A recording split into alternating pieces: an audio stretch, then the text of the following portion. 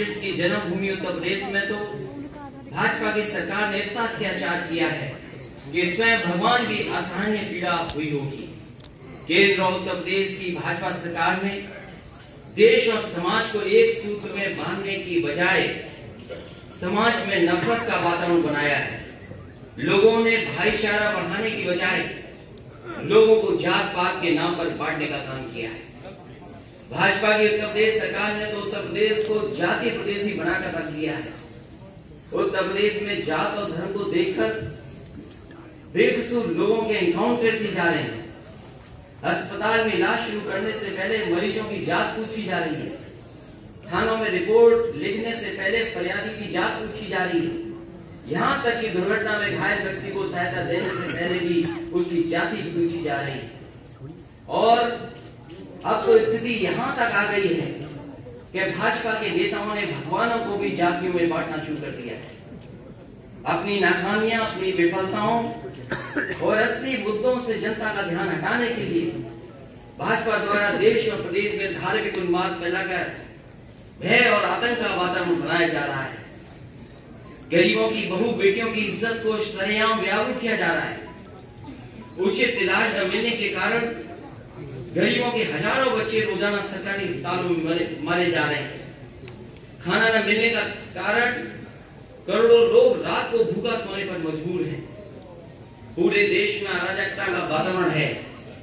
अन्याय और अत्याचार के कारण शरीफ लोगों का जीना मुश्किल हो रहा है। केंद्र सरकार की गलत नीतियों के कारण गरीब किसान हर रोज आत्महत्या कर रहे हैं। देश के नौजवान भाजपा के झूठे वादों से आहत और निराश होकर के बेरोजगारी के कारण आत्महत्या कर रहे हैं। देश और समाज के इन सुलगते मुद्दों से बेखबर भाजपा सरकार बड़े बड़े उद्योगपतियों को खुश करने के लिए उनके बड़े बड़े लोन माफ कर रही है। इतना ही नहीं, हीरे के उद्योगपतियों की सुविधा के लिए अहमदाबाद से मुंबई के बीच बुलेट ट्रेन को जल्द से जल्द चालू करने के प्रयास किए जा रहे हैं। मेरी आवाज अगर भाजपा के नेताओं तक पहुंच रही हो तो वो सुन लें। धर्म की आड़ में देश और समाज में नफरत का जहर घोलने वाली भाजपा की कूटनीति का विनाश करने के लिए और भाजपा के अत्याचारों से आम जनता को मुक्ति दिलाने के लिए समाजवादी पार्टी और बहुजन समाज पार्टी ने एकजुट होने का निर्णय लिया है। आगामी लोकसभा चुनाव में उत्तर प्रदेश की सीटों पर समाजवादी पार्टी और बहुजन समाज पार्टी मिलकर उत्तर प्रदेश में भाजपा का सफाया करेंगे। भाजपा और भाजपा के नेता ये बात भी अच्छी तरह से समझ लें कि बहुजन समाज पार्टी और समाजवादी पार्टी का केवल चुनावी गठबंधन नहीं है, बल्कि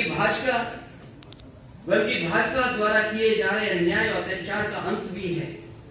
अब बहुजन समाज पार्टी, समाजवादी पार्टी और दोनों पार्टी के कार्यकर्ता मिलकर के भाजपा के अत्याचारों पर डटकर मुकाबला करेंगे। मेरे अंतर मन में बहुजन समाज पार्टी और समाजवादी पार्टी के गठबंधन की नींव उसी दिन से बैठ गई थी जिस दिन से सत्ता के नशे में चूर भाजपा के नेताओं ने आदरणीय मायावती जी पर अशोभनीय टिप्पणियों करने का सिलसिला शुरू किया था और भाजपा ने अपने उन संस्कारहीन नेताओं को दंडित करने की बजाय उन्हें बड़े बड़े मंत्रालय देकर उनके हौसले बढ़ाए थे। अपने मन में मैं बहुजन समाज पार्टी और समाजवादी पार्टी के गठबंधन पर उस दिन अंतिम मोहर लगा दी थी जिस दिन राज्यसभा के लिए बहुजन समाज पार्टी और समाजवादी पार्टी के संयुक्त उम्मीदवार श्री भीमराव अम्बेडकर जी को छल, कपट, धोखे और विश्वासघात से हराकर भाजपा के नेताओं ने खुशियां मनाई थी। भाजपा के अहंकार का विनाश करने के लिए बहुजन समाज पार्टी और समाजवादी पार्टी का मिलना बहुत जरूरी था। आपको याद होगा मैंने इसलिए कहा था कि बहुजन समाज पार्टी से गठबंधन करने के लिए अगर हमें 2 कदम पीछे भी हटना पड़ेगा तब भी हम गठबंधन करेंगे और भाजपा के अहंकार को तोड़ेंगे। मैं एक बार फिर आदरणीय मायावती जी का धन्यवाद दूंगा कि कम से कम आपने बराबर का एक दूसरे का सम्मान करने का काम किया है गठबंधन में।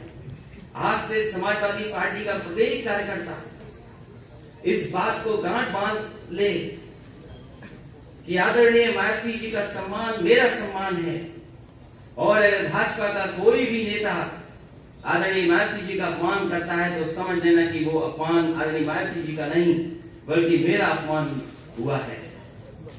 हम समाजवादी हैं और समाजवादियों की ये विशेषता होती है कि वो दुख और सुख दोनों में बराबर के हिस्सेदार होते हैं। इसलिए हमें इस रिश्ते को मजबूती के साथ और आगे बढ़ाना है।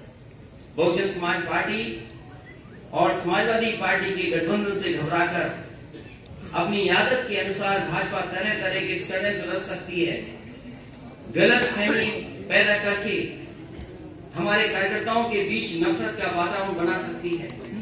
भाजपा द्वारा दंगा फसाद कराने का प्रयास भी किया जा सकता है, परंतु हमें संयम और धैर्य से काम लेना है। हमें भाजपा की हर साजिश को नाकाम करना है और आपसी भाईचारे को मजबूत करना है। मैं आदरणीय मायावती जी का द्वारा देश हित में लिए गए उनके ऐतिहासिक निर्णय का एक बार फिर स्वागत करता हूं और मैं विश्वास दिलाता हूं कि अब भाजपा के अत्याचारी शासन का विनाश निश्चित है। मैं इस बात का भी विश्वास दिलाता हूं कि समय के साथ समाजवादी पार्टी और बहुजन समाज पार्टी के संबंध और भी अधिक मजबूत होंगे। इन्हीं शब्दों के साथ मैं एक बार फिर आप सभी पत्रकार साथियों का स्वागत करता हूं और बधाई देता हूं। इस गठबंधन के लिए आदरणीय मायावती जी का एक बार फिर बधाई और बहुत बहुत धन्यवाद। हमने आप सबको सवालों बता तो दिया यार, कांग्रेस के लिए छोड़िए।